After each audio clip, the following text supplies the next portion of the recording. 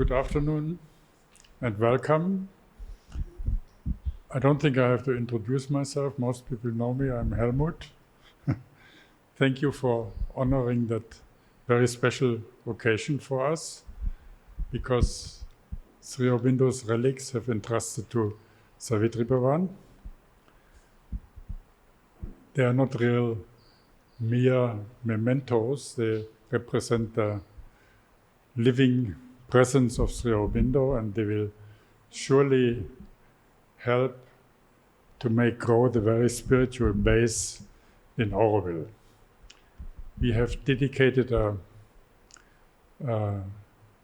courtyard, a very quiet courtyard, to contain them, which we can go there afterwards and have a look at. And we are very happy that this inauguration, which is supposed to take now, with your presence, happens on the birthday of Shraddhavan, which is today, her 84th birthday. That's why we thought we could listen a moment to Shraddhavan reading Savitri. And afterwards I will ask Alokta to tell us something about the significance of relics, or whatever he wants to say. We are especially grateful for him because he was very supportive for this project, apart from the secretary Jayanti Ravi, who already years ago actually initiated it. Thank you very much. Earth's bodies shall be conscious of a soul. Mortality's bond slaves shall unloose their bonds. Mere men into spiritual beings grow, and see awake the dumb divinity. Intuitive beams shall touch the nature's peaks. A revelation stir the nature's depths. The truth shall be the leader of their lives. Truth shall dictate their thought and speech and act. They shall feel themselves lifted nearer to the sky, as if a little lower than the gods. For knowledge shall pour down in radiant streams, and even darkened mind quiver with new life, and kindle and burn with the ideal's fire, and turn to escape from mortal ignorance. The frontiers of the ignorance shall recede. More and more souls shall enter into light. Minds lit, inspired, the occult summoner hear, and lives blaze with a sudden inner flame, and hearts grow enamored of divine delight, and human wills tune to the divine will. These separate selves the Spirit's oneness feel. These senses of heavenly sense grow capable.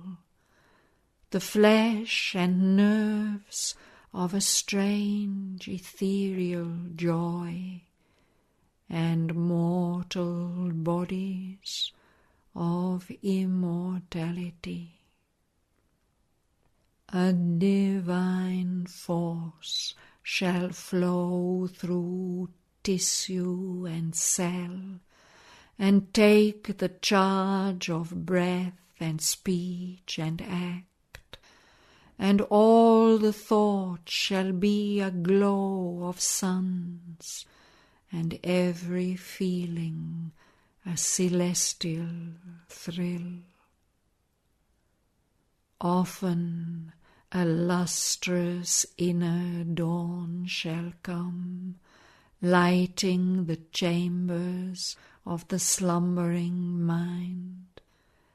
A sudden bliss shall run through every limb, and nature with a mightier presence fill. Thus shall the earth open to divinity, and common natures feel the wide uplift, illumine common acts with the Spirit's ray, and meet the Deity in common things. Nature shall live to manifest secret God. The Spirit shall take up the human play. This earthly life become the life divine.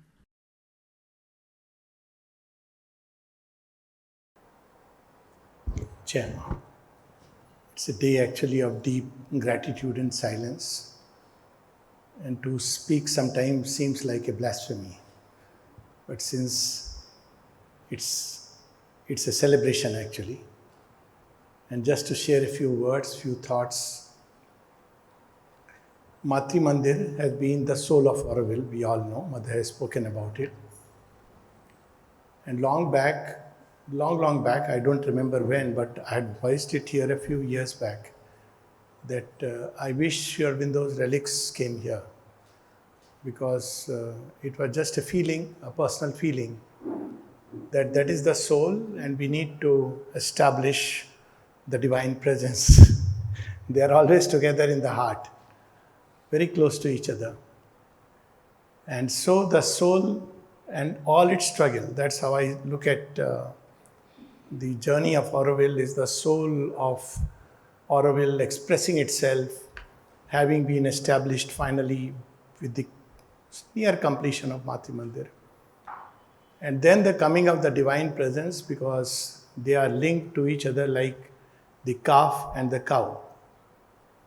So wherever the calf goes, the cow follows. So that's how I look at it. And what better place than Savitri Bhavan? Savitri, as we know, has the double presence of Sri Aurobindo and the mother together.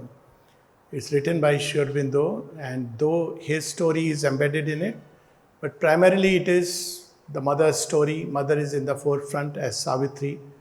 All their experiences are contained in Savitri. And then at the climax, Shraddhavan, whose name itself I feel is a symbol. What draws the divine presence is Shraddha. Shraddhavan labate jnanam. So it's very beautifully coordinated. And the other day, one of the letters of Shraddhavan, not letter, a handwritten note, which I would like that people should be aware exactly. She wanted the relics, at some point aspired for the relics, and Kavitanjali just found it and sent me. She was all very excited. And the lotus, which is a drawing of the mother. So everything sometimes seems to just slide beautifully into each other. And for us personally also, yesterday it just happened, and nothing is a coincidence, that the 2.5-year-old cycle of Essays on the Gita got over. So it all is flowing so smoothly, and when things happen like that, of course there are struggles, there are challenges. That's what life is. And through all this, the evolution and the divine presence and the divine kingdom takes place. So this is the backdrop, and the very brief aspect of it is the relics.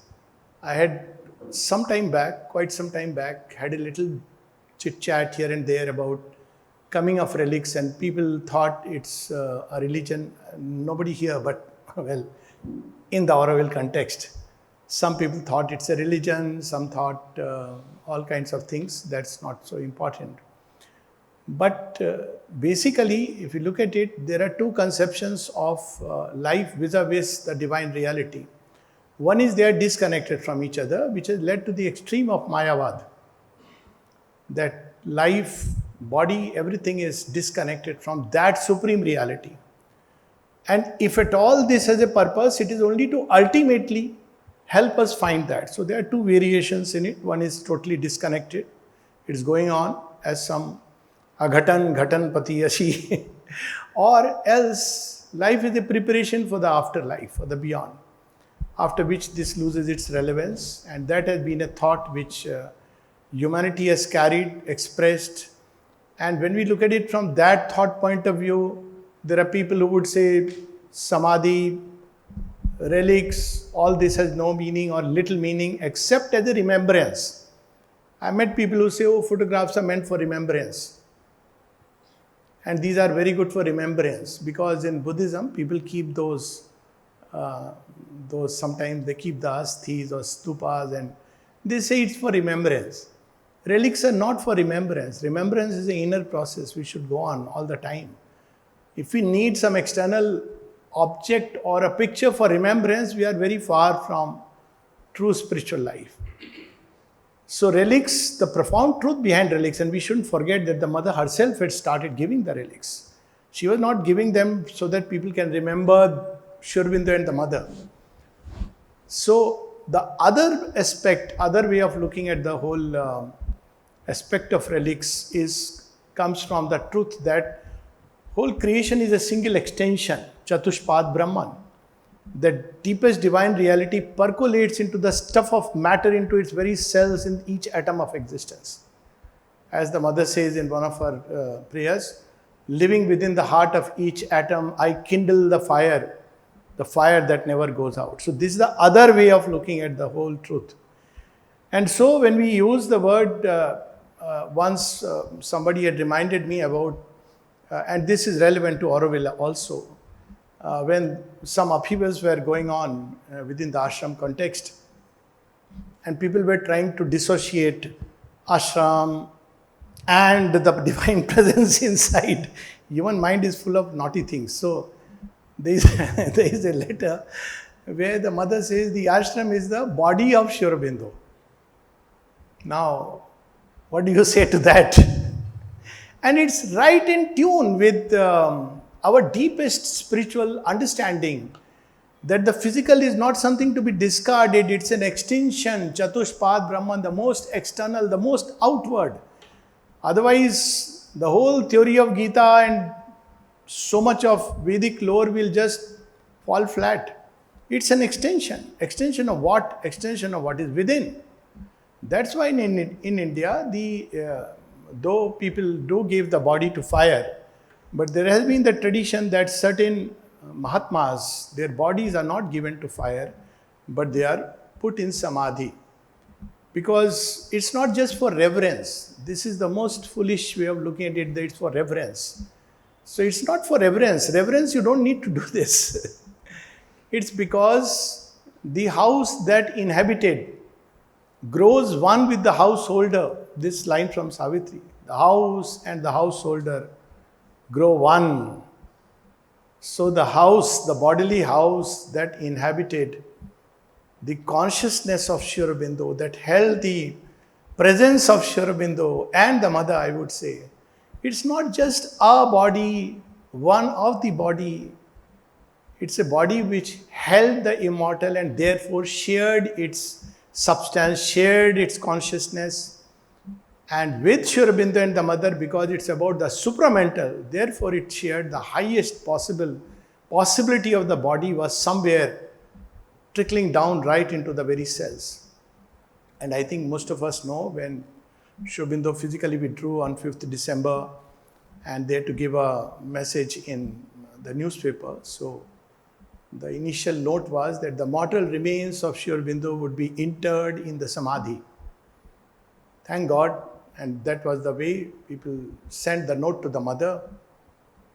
And we know that mother took a red pen, cut it, and she wrote only one sentence. There is nothing mortal about Sri Aurobindo. Each cell of his body held the immortal flame. There is nothing mortal about Sri Aurobindo. Each cell of his body held the immortal flame. And when we read his poems, one can see that. Even in Savitri, book 3, canto 4, where he describes each cell was apotheosized. The way Sri Aurobindo uses the words is amazing. Now they are no more my cells. They are completely the divine, consumed by the divine. Right way far into the process of transformation, which is a different subject, so I will not speak about it. They are not cells. They are powerhouses of the supramental consciousness, of the supramental power which is working in creation. And that's why the mother took so much care. The relics were not given just like that. And I have a very recent event when first time they went to Bengal after much request by Pradyuddha and others. Mother said, Bengal has rejected Sri Aurobindo. If the relics go, there must be a state welcome. So there was a state welcome in honor of the relics. Proper state welcome with topon ki salami, as they say. But it stands true that Bengal at one point of time rejected Sri Aurobindo. See, after many, many decades, suddenly we see a change of scene taking place. So these are real events which collate with each other. First time when we went to US, our friend Larry was there, and I was used to Indian scenario of taking relics.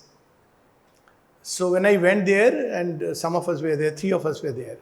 So we thought, they will be like, we were having this conception, many people, and nobody is there, and there is one person who has come to drive us all the way to. So we were very surprised because this is not how we were used to looking at how the relics would go. This was not a ceremony. Who else would you welcome other than the Lord? Who else will one welcome? Who else is worth welcoming with all your arms open to embrace? So relics are a power. They are not just a token, memento, or remembrance. They are a power. And this is not just our power, our divine power, but the power of transformation. I have seen life change. I have seen many, many things. Just 2 of the many experiences, I would say. One, we all know that relics went to Ayodhya, and what followed was the demolition of the Babri Masjid. Relics went to Patiala, and within 15 days, the entire band of 700 plus that time, the Khalistani movement terrorists, they surrendered.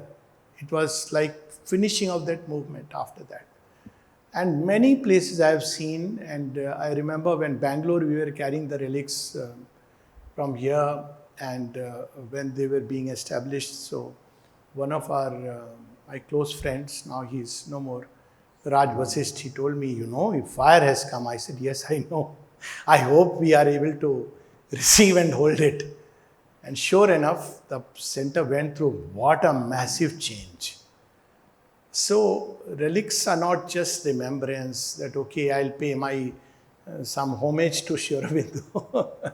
The only homage we can pay is to be a living example of his teaching, which is way more difficult.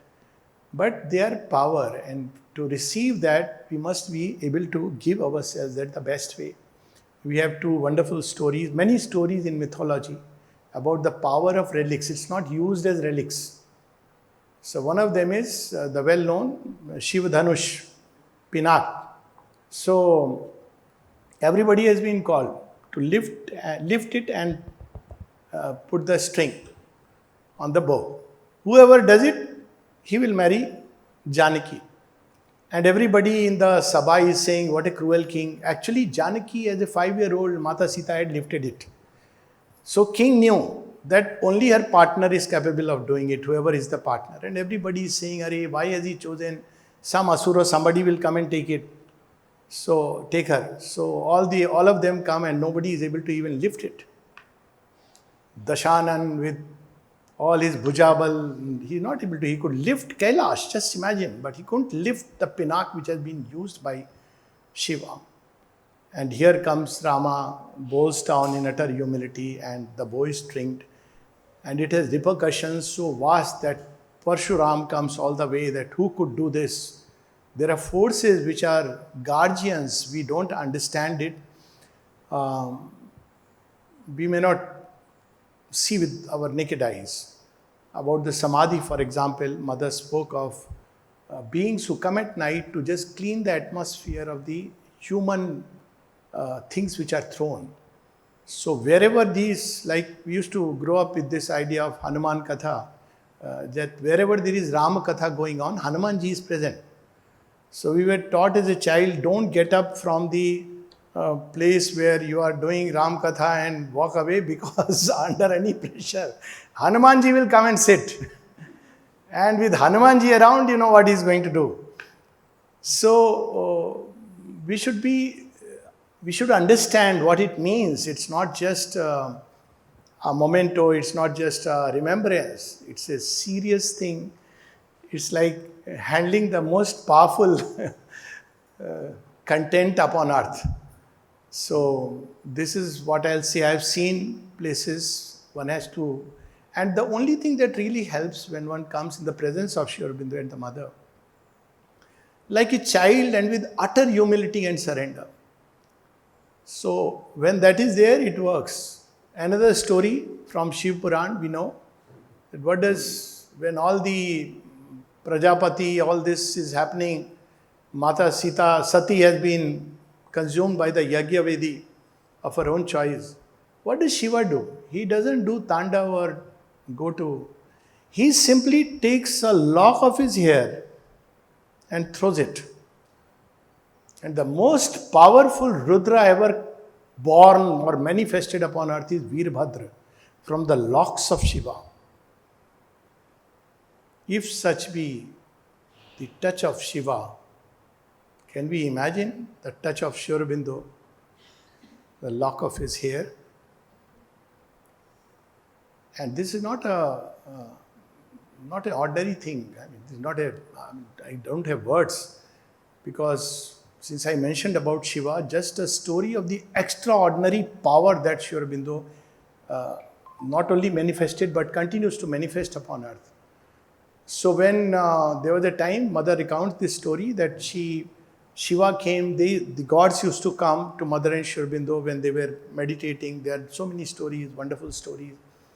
So at one point of time when Shiva came and he asked, what can I do? Now, the only God who agreed to participate on earth in an earthly body was Krishna. So Shiva said, I won't join an earthly body, but I will help. What shall I do? And Mother spoke about destroying the physical ego. All other planes it had gone. We'll see this description in Record of Yoga, Annamaya Kosha and the ego there. And the Mother's experience of 1960 when the physical ego was smashed for the supermind to descend into the physical body. But that apart, so she said, well, the physical ego needs to go. This is 1926, before that, just little before that. And she says that he started giving his gift, and she felt that all her body cells are getting scattered all over. And then she goes and tells Sri Aurobindo that something very funny is happening to me. And Sri Aurobindo saw. And he says, not yet. Not yet. This is not the time. Something which Shiva had granted. That's how she puts it very passingly. And everything came back intact. And then she writes very mildly. She said, well, but Shiva had granted. And the process had begun. But the whole thing came back. Because Sri Aurobindo, all that he said was, not yet. So we can imagine what is that power. And Of course, Aurobindo humility and mother's humility is beyond what we can imagine, but that's the only thing we can learn a little bit from them, because that opens the gate that we are in the presence of whom. That's the only thing worth remembering, as she has inscribed on the Samadhi. We are not in the presence of relics. People call it shrine, relics. I don't know. There's some words people have to use. But we are in the presence of whom. And if you just remember that it's not just some piece of hair or strand of hair and this how, and we know how the relics were to be enshrined, the whole process. Mother would say, put it under first gold, then silver, then sandalwood, then rosewood, then teak wood. That's the way, because it's tremendous power. And this is the way. Now we are so, what shall I say, fortunate is not the word. It's like Auroville found its soul with the Matri Mandir, and Auroville found the divine presence concretely manifested in physical matter with the enshrinement of the relics here. And all in such a harmonious way, all the events flowing into each other. So all that we can do is maybe a few moments of gratitude before we proceed with whatever else. Just a few moments of gratitude.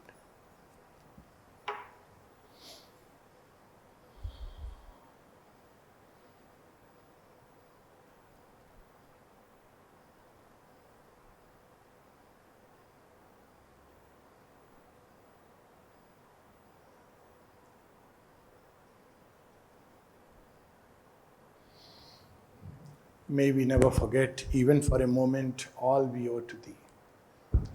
Thank you.